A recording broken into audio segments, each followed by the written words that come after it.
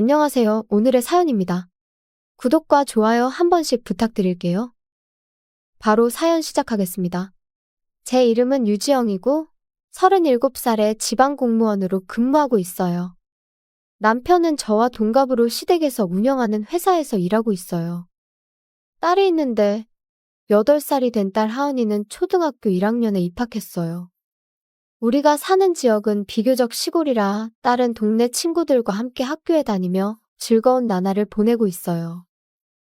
읍사무소에서 일하고 있는 저는 주말에도 지역 행사나 계절별 행사에 쫓겨 바쁘게 지내고 있어요.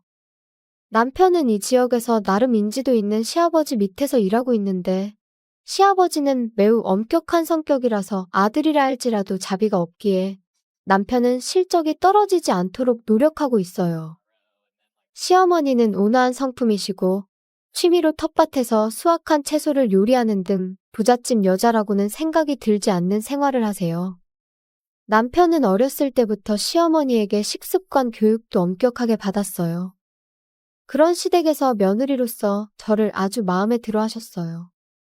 시부모님은 제가 공무원이라는 직업을 가진 것과 제가 할 줄 아는 게 많은 것을 아주 마음에 들어 하시는 것 같았어요. 사실 저는 특공무술을 배운 적이 있어요. 배우게 된 계기는 제가 대학생 시절 외지에서 혼자 살 때 주변 친구들에게서 도둑이나 주거침입, 강도 등의 무서운 이야기를 듣고 호신술 정도는 익혀야겠다고 생각했거든요. 원래 몸을 움직이는 것을 좋아해서 헬스장에 다니고 있었는데 같은 헬스장 건물에 특공무술 도장이 있어서 배워봤는데 몸놀림이 좋다는 사범의 권유로 졸업할 때까지 계속 배우게 된 거죠. 주민센터에서 근무하기 시작한 후에는 일주일에 한 번씩 다른 지역 주민센터에서 어린아이들에게 호신술을 가르치는 선생님을 도와주곤 했어요. 선생님은 연세가 많으셨기 때문에 미취학 아이들을 돌보는 게 제 역할이었죠. 남편과 사귀고 시부모님께 인사드리러 갔을 때 다른 취미가 없어서 특공무술을 한다고 했더니 시어머니가 운동하는 여자 멋지다며 아들이 좋은 며느리감을 데려왔다고 하셨어요. 특공무술 덕분에 시어머니의 인정을 받아 우리 결혼 생활은 순조롭게 진행되었어요. 새 학기가 시작되고 저는 연수를 위해 일주일간의 출장을 앞두고 있었어요. 요즘 남편이 일이 바빠서 퇴근이 늦어지는 경우가 많아 딸을 맡겨도 괜찮을지 걱정이 돼서 남편과 상의하기로 했어요. 여보, 이번 출장 때 하은이 잘 돌봐줄 수 있겠어? 걱정하지 마. 단축 근무할 수 있을 것 같아. 하은이가 이제 막 학교에 다니기 시작해서 걱정돼. 식욕도 조금 떨어지고 있고. 그래? 급식도 남기는 경향이 있다고 메모에 적혀 있었어. 음식을 남기는 건 별로 좋지 않은데. 아무튼 잘 지켜봐야 해. 알았어. 출장 중에도 가끔 남편에게 전화를 걸었지만 별일 없다고 했어요. 처음 이틀은 딸과 통화도 하게 해주었는데 3일째부터는 일찍 자고 있다느니 숙제 중이라며 전화를 바꿔주지 않았어요. 저는 조금 불안해서 이렇게 말했어요. 어제도 오늘도 전화도 안 바꿔주고. 걱정되잖아. 정말 별일 없는 거 맞지? 괜찮아. 아무 일 없어. 너무 밝은 목소리로 말하는 남편의 모습에 살짝 위화감을 느꼈어요. 혹시 술에 취한 거 아니냐는 물음에 남편은 간단히 맥주 좀 먹었다고 했고 저는 아침 잘 먹이고 등교 잘 시켜달라고 신신당부하고 전화를 마쳤어요. 그리고 연수 마지막 날인 금요일 딸의 학교 담임선생님으로부터 연락이 왔어요. 딸아이가 2, 3일 전부터 컨디션이 안 좋아서 급식을 거의 먹지 않고 몸이 축 늘어져 있다고 했어요. 그 말을 들은 저는 급히 남편에게 전화를 걸었지만 연락이 닿지 않았어요. 불안한 마음에 내일 귀가할 예정이었지만 서둘러 집으로 향했고 자정쯤에 집에 도착했을 때 아직 불이 켜져 있었어요.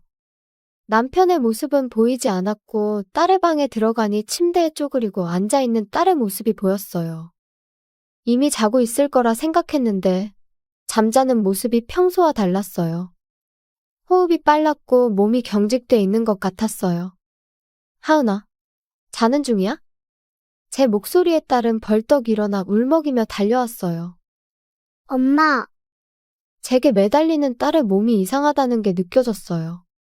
몸이 너무 가볍고 팔도 가늘어져 있었거든요. 왜 그래? 어디 아파? 아빠가 안 보이는데 무슨 일 있어? 다급해진 제가 묻자 딸은 충격적인 대답을 했어요. 아빠가 밥을 안 줘요. 뭐라고? 일단 말라 비틀어진 딸에게 무언가 먹여주려고 부엌으로 가 냉장고를 열어보았지만 소주만 가득하고 음식은 안 보였어요. 문득 쓰레기통이 눈에 들어왔고 저는 경악을 금치 못했어요. 술병이 넘쳐나고 있었거든요. 저는 술을 마시지 않아 잘 모르지만 고급스러워 보이는 위스키병도 여러 개 있었어요. 남편이 다 마신 건가? 그렇다고 해도 양이 너무 많았어요. 자세히 보니 몇 개의 종이컵에는 립스틱도 묻어 있었어요. 저는 온몸에 소름이 돋는 것을 느꼈어요. 이건 여자를 집에 들여놓고 술을 마셨나? 딸에게 밥도 먹이지 않고. 그때 현관문이 열리는 소리가 나서 저는 깜짝 놀라서 몸을 움츠렸어요. 남편과 낯선 여자의 목소리가 들린 거죠. 내일 집사람 돌아온다며. 안 들키게 잘해. 알았어. 사랑해, 자기. 그럼 나는 갈 테니까 조심히 행동해. 현관에서 그런 대화를 나누고 있는 두 사람 앞에 제가 나타나서 말했어요. 아쉽게도 이미 들켰어. 뭐야? 언제 온 거야? 저기, 저는 가볼게요. 안녕히 계세요. 저는 도망치려는 여자를 향해 낮은 목소리로 말했어요. 도망가는 거야? 뭐, 괜찮아. 당신 얼굴은 기억하고 있으니까. 여자는 도망쳤고 저는 남편을 노려봤어요. 남편은 술이 깬 건지 얼굴이 새하얗게 질려 있었어요. 저 여자랑은 아무 사이도 아니야. 그런 건 상관없어. 하은이가 저렇게 쇠약해진 거 알고 있어? 밥을 제대로 챙겨주긴 한 거야? 그건 하은이가 급식을 남겼기 때문에 벌로 집에서 밥을 안 준 거야. 그러면 학교에서 제대로 먹지 않겠어? 분위기 하나야. 벌? 그걸 진심으로 하는 말이야? 그래. 왜냐면 돈 아깝잖아. 어차피 먹지도 않을 테니까. 돈? 술 살 돈은 있는데 애가 먹을 것 살 돈은 아깝다는 거야? 아까 다 말했잖아. 분위기 하나라고. 지금 내 교육 방식에 참견하는 거야? 남편이 제 옷깃을 잡아 끌자 저는 화가 난 탓에 반사적으로 몸이 움직였어요. 저는 그 자리에서 남편의 손을 밀치고 그대로 턱에 주먹을 날렸어요. 평소에는 제지부터 하는 게 원칙이지만 남편은 턱을 정확하게 맞고는 그대로 쓰러져 기절했어요. 쓰러진 남편보다는 딸을 어떻게 해야겠다고 생각했어요. 저는 친정 부모님께 전화를 걸어 사정을 이야기하고 데리러 오라고 했어요. 남편에 대해서는 시부모님께 전화를 걸어 사정을 말했는데 한 가지 사실이 밝혀졌어요. 시아버지가 이렇게 말씀하셨어요. 단축근무? 아니야. 하은이 돌봐야 한다고 5일 동안 연차 썼는데. 남편은 단축 근무가 아니라 제 출장 기간 동안 휴가를 내고 술을 마신 거였죠. 그것도 바람 피우는 여자와 함께. 결국 양가 부모님이 도착했고 한밤중에 집안이 시끄러워졌어요. 시부모님은 현관에서 술에 취해 쓰러져 있는 아들과 말라비틀어진 손녀의 모습에 충격을 받으셨어요. 늘 당당한 모습이시던 시어머니가 허리를 숙이고 앉아서 신음하듯 말했어요. 이렇게 하은이가 야위어지다니. 할아버지, 할머니, 배고파요. 딸은 눈물 한 방울 흘릴 힘도 없는 듯이 말했어요. 부모님이 음식을 사오셔서 배고픈 딸에게 먹였더니 딸이 몇 입 먹자마자 복통을 호소하며 주저앉았어요. 엄마, 갑자기 배 아파요. 얼굴이 새파랗게 질리고 땀을 흘리며 숨을 헐떡이는 딸의 모습에 우리는 급히 구급차를 불렀어요. 저는 딸과 함께 구급차를 타고 병원으로 갔고 그대로 딸은 입원하게 되었죠.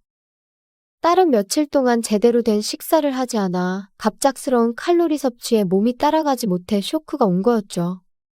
병원에서 수액을 맞으며 상태가 안정되면 저칼로리 치료식부터 먹기 시작하기로 했어요. 의사는 며칠만 더 늦게 데려왔으면 위험한 상태에 빠질 뻔했다는 말을 듣고 저는 소름이 돋았어요. 다음 날 부모님이 병문안을 오셨을 때 남편의 근황을 물었어요. 남편은 술이 깰 때까지 시부모님이 지켜보고 계셨는데 깨어나자마자 시부모님과 크게 다퉜다고 해요. 남편의 말에 따르면 자신도 엄한 훈육을 받아왔기 때문에 그것을 그대로 딸에게 행한 것이라며 저를 폭행으로 고소하겠다며 으름장을 놓았다고 해요. 시부모님은 자신들의 훈육이 어릴 적 남편에게 제대로 전달되지 않은 것 같다며 슬퍼하셨어요. 아들아, 한 대 맞은 게 그렇게 억울해? 하은이가 당한 거 생각하면 100번은 더 맞아야 했는데 우리한테 맞으면 우리도 고소할 거야. 두 분의 반협박에 남편은 고소를 포기했다고 해요. 딸은 순조롭게 회복돼서 퇴원했고, 퇴원 후 친정 부모님의 집에서 한동안 지내게 됐는데 딸은 아빠가 집에서 술 마셔서 집이 싫다며 할머니 집이 좋다고 했어요. 딸은 제가 없을 때 아빠가 술 마시는 모습을 보고 너무 싫었던 모양이에요. 술에 취한 남편은 딸의 원망스러운 눈빛을 보고는 소리를 질렀다고 해요. 언제부터 남편이 그렇게 술에 빠지게 되었는지 저는 그때 알아채지 못한 게 후회돼요. 바람도 피웠고 이혼할 의사가 확실했기 때문에 저는 시댁에 연락해 이혼을 논의하자고 제안했어요. 서로의 부모님과 변호사의 입회하에 저는 오랜만에 남편과 마주했어요. 남편은 한동안 술을 끊은 상태라 그런지 차분한 모습이었어요. 그 자리에서 저는 남편에 대한 새로운 사실을 하나 더 알게 되었어요. 사실 남편은 오래전부터 직장에서 술을 마신다는 내부 고발을 당하였고, 이번 일로 인해 병원을 찾아 알코올 중독 진단을 받았다고 해요. 최근 몇 달 사이에 음주량이 급격히 늘었고, 집에서는 술을 마시지 못하니 회사나 밖에서 술을 마신 거죠. 게다가 비싼 술에 손을 대기 시작하면서 돈도 떨어져 갔고 딸의 식비까지도 아껴서 술을 마시려고 한 거였죠. 시부모님은 저와 제 부모님께 무릎 꿇고 사죄하며 강해지라고 엄하게 키운 게 화근이 되었다며 후회하셨어요. 우리 부모님은 그런 시부모님께 자신을 탓하지 말라고 말씀하셨고요. 남편은 부모의 사랑으로 인한 엄한 훈육과 자신의 우월적 지위에서 상대에게 상처를 주는 행위가 똑같은 훈육이라고 착각하고 있었던 것 같아요. 그런 당연한 것조차 술에 찌든 남편의 머리로는 당연히 이해하지 못하겠지만요. 남편은 모든 걸 인정하고 딸에게도 미안하다며 사과했어요. 술을 마시는 동안은 불안감이 사라지고 여유로운 기분이 들었어요. 지금 생각해보면 며칠 동안 밥을 먹이지 않았다는 건 정말 몹쓸 짓을 한 것 같아요. 남편은 원래 술을 좋아하는 편이었지만 업무 스트레스와 불륜을 술로 달래기 시작했고 작년 무렵부터 술의 양이 점점 늘어나면서 좋지 않다고 느끼면서도 술을 끊을 수 없게 되었다고 해요. 앞으로 남편은 휴직하고 재활시설에서 생활할 예정이라고 하네요. 그리고 전 남편에게 위자료와 딸의 양육비를 받는 게 확정됐어요.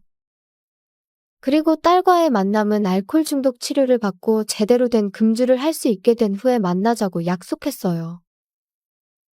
저는 마지막으로 전 남편에게 이렇게 말했어요. 꼭 치료 잘 받아서 하은이가 좋아하던 아빠로 다시 돌아와. 전 남편은 울먹이며 고개를 끄덕였어요. 그리고 저는 상간녀에게 위자료 청구 내용 증명을 보냈어요. 상간녀는 전 남편의 회사 직원이었어요. 상간녀는 처음에는 불륜을 부인했지만 제가 소송까지 가면 동네에 소문이 날까봐 겁먹고 빚을 내서 위자료를 줬어요. 그 후에 상간녀는 조용히 퇴사하고 이 동네를 떠난 것 같았어요. 이렇게 딸이 피해를 본 불행한 이혼소동은 일단락되었어요. 기운이 난 딸을 데리고 연휴 동안 놀이동산에서 마음껏 놀고 맛있는 것을 많이 먹었더니 딸의 뺨이 통통해지고 팔다리에 살이 붙고 피부가 윤기 있게 변했어요. 그리고 천만다행으로 요새는 급식도 잘 먹고 활동적으로 변했다는 담임 선생님의 말씀도 들리고요. 앞으로 아빠를 잃은 딸의 마음을 잘 어루만져주고 슬픈 마음이 들지 않게 하루하루 행복하게 해주려고 합니다. 시청해주셔서 감사합니다. 그럼 다음 영상에서 다시 뵙겠습니다.